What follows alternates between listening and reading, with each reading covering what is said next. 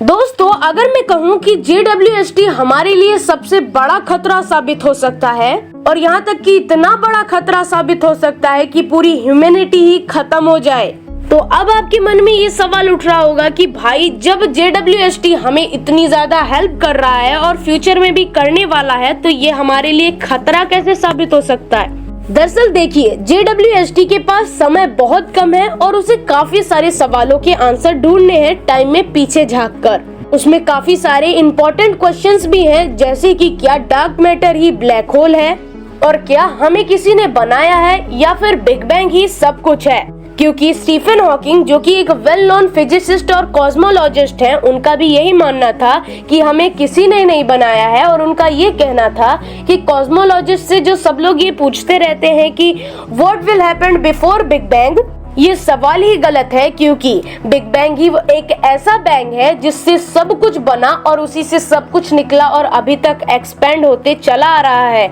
Including time also. यानी कि उनके मुताबिक जो लोग ये मानते हैं कि किसी गॉड ने हमारे यूनिवर्स को बनाया है, तो उस गॉड को एग्जिस्ट करने के लिए बिग बैंग से पहले टाइम ही एग्जिस्ट नहीं करता था। अब ये सिचुएशन इतनी ज्यादा कंफ्यूजिंग हो जाती है कि इस चीज का आंसर जानने के लिए हम एक ही चीज कर सकते हैं, समय में पीछे झांक सकते हैं और ये देख सकते हैं कि क्या ये पूरी सृष्टि हमें उस बिग बैंग के पास पहुंचाती है या फिर तो सच्चाई कुछ और ही है। वेल, ये आंसर तो हमें समय के साथ पता चल ही जाएगा, लेकिन इसी रिसर्च के बीच में अगर हमसे गलती से भी एक सिग्नल किसी गलत डायरेक्शन में चला गया, और मैं यहाँ पर ज्यादा एडवांस सिविलाइजेशन की तो नहीं, लेकिन सिर्फ टाइप 2 सिविलाइजेशन की बात कर रहा हूँ, अगर उन्हें ये सिग्नल रिसीव हो गया और उन्हें ये सिग्नल आर्टिफिशियल सिग्नल लगा,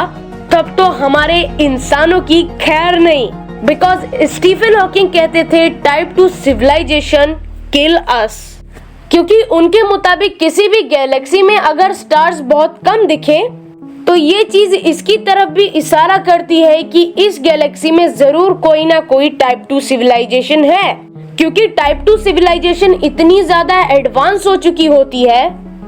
कि उसके पास एक ऐसा स्ट्रक्चर होता है जिसमें वो एक पूरे स्टार को ही कैद कर सकते हैं और कैद करने के बाद उसकी पूरी एनर्जी को एब्जॉर्ब कर सकते हैं, जिसे डायसन स्फीयर कहा जाता है। और इतनी ज्यादा एडवांस सिविलाइजेशन को कार्डिसफ स्केल ने टाइप 2 सिविलाइजेशन का दर्जा दिया था और ये चीज बहुत ज्यादा डेंजरस है। इसीलिए 2010 से लगातार स्टीफन हॉकिंग हमें इन सिविलाइजेशन से खतरे के बारे में वार्न करते आ रहे थे। उनके द्वारा शुरू किए गए ब्रेक थ्रू इनिशिएटिव के लॉन्च डे पर उन्होंने कहा था कि किसी दूसरे एक्सोप्लैनेट द्वारा आए सिग्नल्स को हमें जरूर सुनना चाहिए और यहाँ तक तो इलेक्ट्रोमैग्नेटिक और दूसरे सिग्नल्स को भी स्टडी करना चाहिए। और JWST बिल्कुल ऐसा ही कर रहा है, क्योंकि उसे अगर कहीं से भी सिग्नल मिला तो वो उस एक्सोप्लैनेट पर एटमॉस्फेयर में ऑक्सीजन की मात्रा, वाटर वेपर्स और मीथेन जैसे और इम्पोर्टेंट चीजों का स्टडी करने लग जाएगा। लेकिन गलती से भी हमसे कोई सिग्नल हमारे सोलर सिस्टम के बाहर नहीं जाना चाहिए, क्योंकि हो सकता है कि अगर ये सिग्नल्स उतने ज्यादा एडवांस सिविलाइजेशंस को मिल गए, जैसे कि टाइप 2 सिविलाइजेशन, टाइप 3 सिविलाइजेशन, तो उन्हें हमारे सोलर सिस्टम की लोकेशन पता चल जाएगी और वो हम पर लैब एक्सपेरिमेंट करने के लिए हमारी धरती पर भी कब्जा कर सकते हैं। अब ये चीज आपको ऐसी लग रही होगी कि ऐसा तो हो ही नहीं सकता, लेकिन जरा इसके बारे में एक बार सोच कर देखिए। ऐसी सिविलाइजेशंस का हमारी यूनिवर्स में मिलना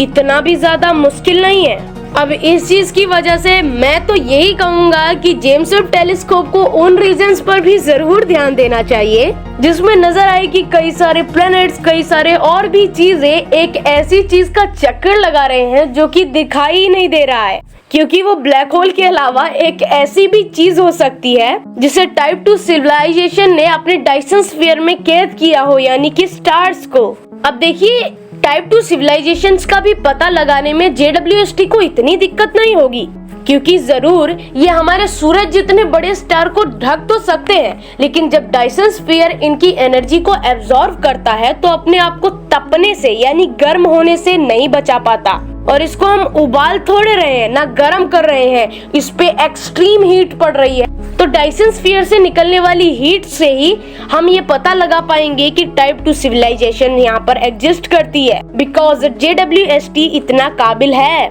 लेकिन जैसा कि मैंने पहले कहा कि उन एलियंस की नजरों से बचकर, क्योंकि पता नहीं उनकी लिमिट्स क्या हो। शायद वो लोग हमारे सोलर सिस्टम तक पहुंचने के लिए किसी टाइप का पोर्टल खोलने या फिर डॉक्टर स्ट्रेंज की तरह चक्री घुमाकर उसी में घुसकर आ जाए, जिसकी वजह से